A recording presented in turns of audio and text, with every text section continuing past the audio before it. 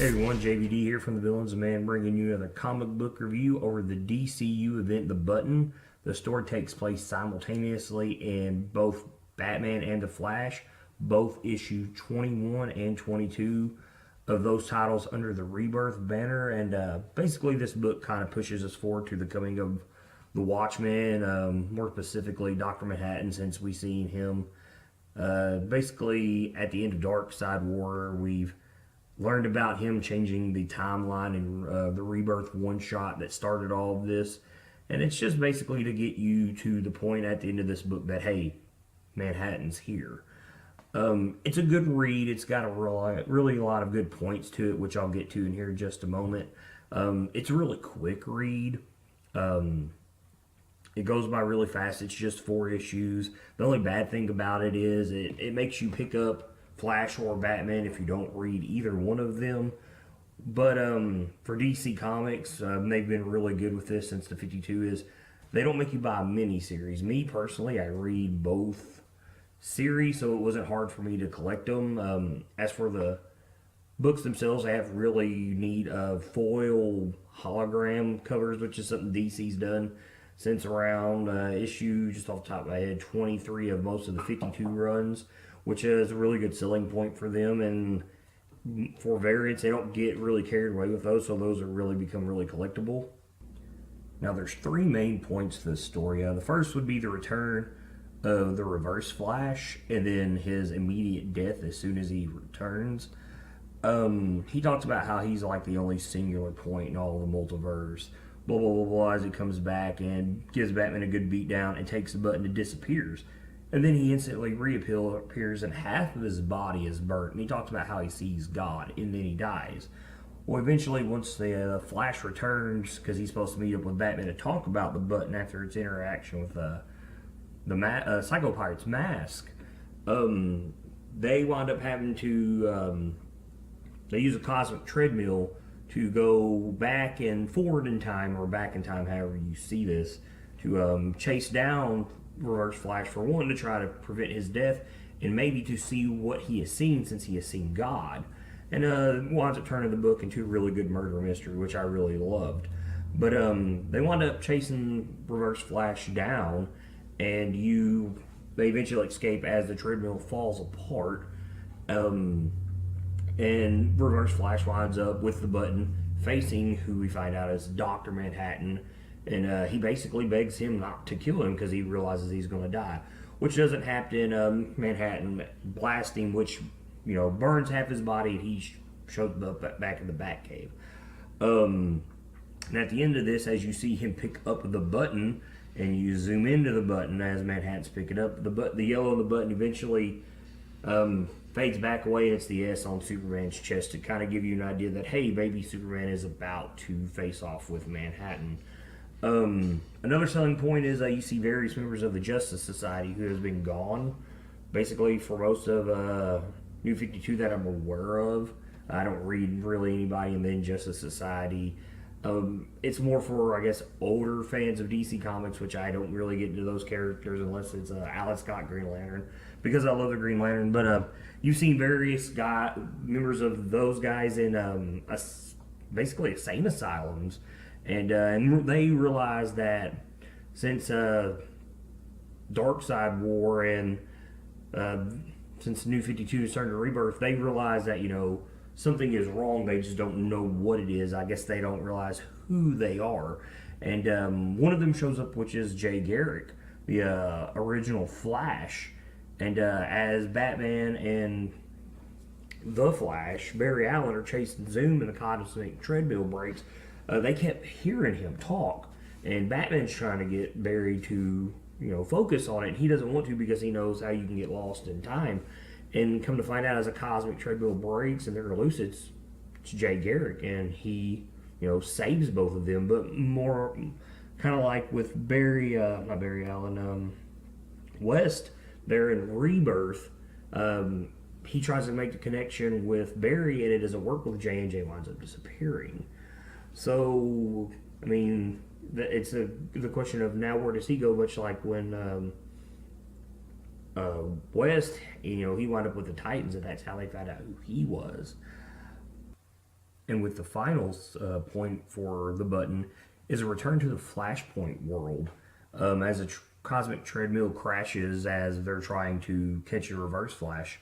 They end up in the Batcave, and Bruce Wayne meets his father Thomas as the Batman of the world. And I guess as a Batman fan, it's a really good moment because you get to see that what both men have become in their own interpretation of Batman, and which Thomas Wayne is getting ready to blow up Wayne Manor because there's basically been a cease and desist between Aquaman and Wonder Woman during this war, and they're wanting to hunt down their enemies. Basically, Thomas Wayne tells Barry Allen that this never stopped, even though he had left and promised to fix things. And it's interesting because Barry Allen tells him, that he fixed the timeline months ago, and here you are. This is issue, 21, 22 of Flash and Batman in Rebirth, and Flashpoint happened way before, is what led us into the 52. So, comic book wise, what has been, years in between has actually just been months, but in the regular DCU, but in this Flashpoint world, it seems like it's only been just days, if anything. But Barry, he he feels that this world is their world. It's just an alternate history, so it's basically just another timeline. And he realizes there's something they're holding it in place. He thought that he erased it when he had tried to change things at the end of Flashpoint, but he different. And there's also a very interesting thing here as they realize that something bad is about to happen, that the Flashpoint world here is being torn apart. Is Thomas tells Bruce to be happy because Bruce wants him to come back with him, and he realizes that he can't. And he tells Bruce to, be happy, stop questioning being Batman, and let it end with him. And it's really interesting because at the beginning of Bruce Wayne, Batman's Rebirth series, he's really questioned his mortality as Batman, and he's really looking to try to pass the mantle on as you meet Gotham and Gotham Girl. So it's really curious to see where this is going to take off, and maybe at the end of all this, Batman, this story that maybe Bruce Wayne's going to be done being Batman. We've seen the wedding teased upcoming here within a couple issues. So I'm very curious to see if Batman here within the next maybe year or so will stop being Batman, and maybe you'll get that Batman Beyond timeline where they're like, hey, this has always been what it's supposed to turn to, and maybe Terry McGinnis will eventually show up. But other than that, there's also a lot of fun points in this book. The first one being when Batman realizes that the button is, changing, it's interacting with Psycho Pirate's mask. He contacts Flash. Flash is like, hey, I'll be there in a minute. And there's a countdown as Reverse Flash shows up and beats down Batman. And it's almost to the timing of a hockey game where there's a fight during a hockey game, and it gets very violent, much like Reverse Flash beating down Batman. But eventually, as Batman, and he's just like Deathstroke, he studies everybody in the DCU. He realizes that, for Reverse Flash to do what he does with his powers, that, he has to stand still at one point, and he stabs him in the foot with a batarang. So they kind of give Batman an upper hand there, but eventually just shows you that Batman's outclassed. So it really shows you that, despite how mighty, insane Batman fans might think that Bruce Wayne is, he's really out of his league when he fights most people, and he's even in the Batcave. I'd also mentioned the murder mystery earlier. I think this is great because I love watching Barry Allen and Bruce Wayne, who are both detective works, which is, the detective thing is my favorite thing, I should say, about Batman. And it's a really good mystery here, and I would really like to see more of this come out of this. More of this detective stuff between both of them. That's not so much superhero, comic book battles, but more of just detective work in general. It's a really nice touch to the book, considering what it's leading to, which will probably be some major all-out war and probably a very epic event. But in the end of the book, with Manhattan even picking up the button and it zooms in, fades out being Superman, the most important part of the book is uh, Bruce and Alfred Pennyworth, they see the bat signal shine, and Batman just stares at it, and Alfred's like, "Are you going to answer it?" And he just walks away. It's a really good ending to the book that leaves a lot of questions. For one, when is Manhattan going to come?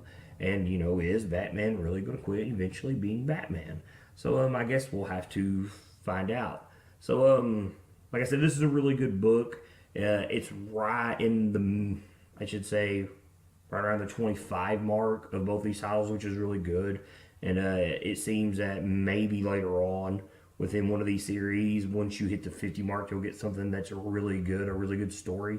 It's got me really excited to see the coming of Manhattan.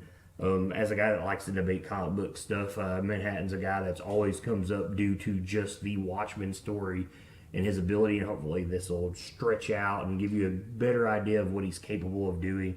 But even though you've already seen that he's already got a very good grasp of controlling time and distorting realities, which makes him extremely powerful. So I'm pretty excited to see where all this comes from. But with that, this has been my review of The Button from DC Comics. I'm JVD from The Villain's Demand. Keep reading, guys.